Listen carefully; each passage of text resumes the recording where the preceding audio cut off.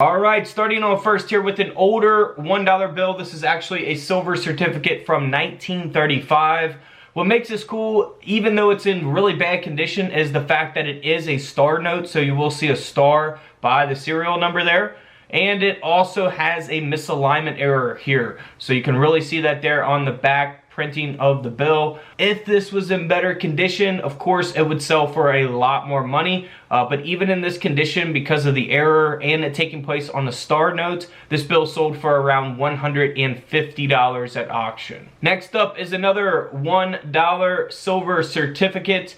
Now this one looks very normal here on the face of the bill, but here on the back of the bill, we'll see that it's a little bit faded out, and that is an insufficient inking error there of the back printing of the bill. So it is from 1957, and this $1 bill ended up selling for over $310.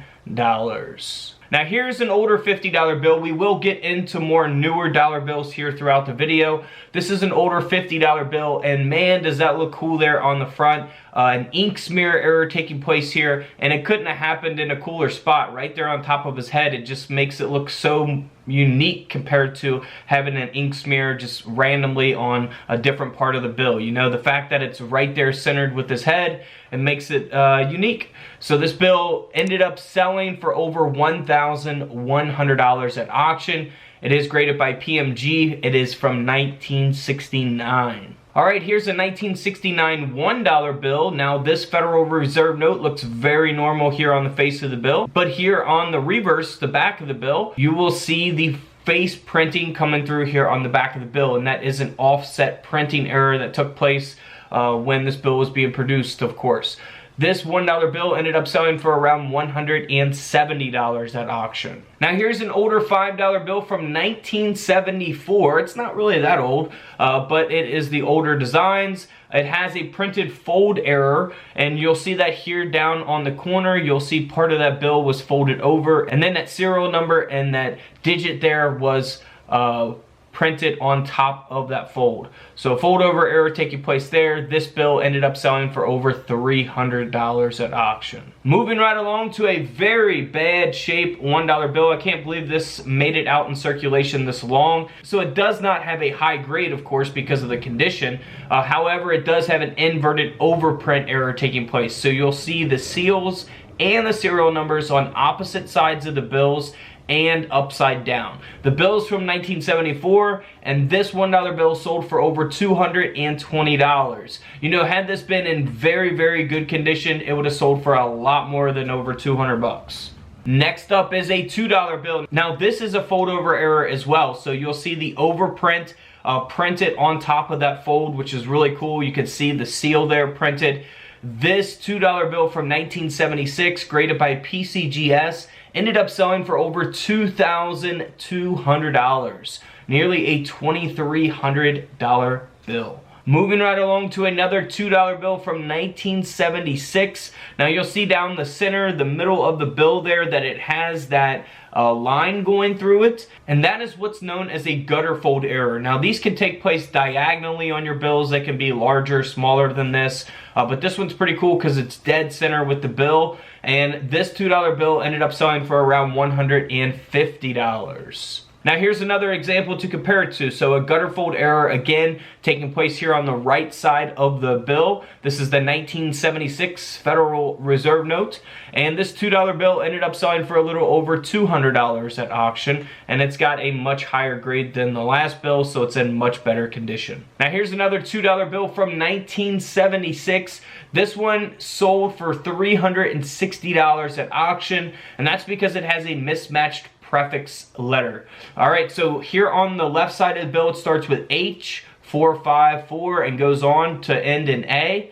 And then here on the right side of the bill, it starts with B454. So the H and the B, that front prefix letter there, is mismatched. All these numbers are supposed to be matching on both sides of the bill, as well as the letters. So it should say HA, HA on both sides, or BA, BA on both sides. It should not be mismatched like that. And if it is, of course, you could be in for some money, because again, this bill sold for $360 in this condition. Alright, next up is a $2 bill from 1976 that has an insufficient inking error. So if we look at the serial number here, you'll see that it's actually missing a digit on both sides of the bill. So always pay attention to your bills, you know, inspect those closely. Always check the numbers and the prefix letters, the block letters. This $2 bill ended up selling for over $310 at auction. Here's a $1 bill from 1977 that has an insufficient inking error as well. Now we can see that it's missing the seal here, the black seal here on the left side of the bill,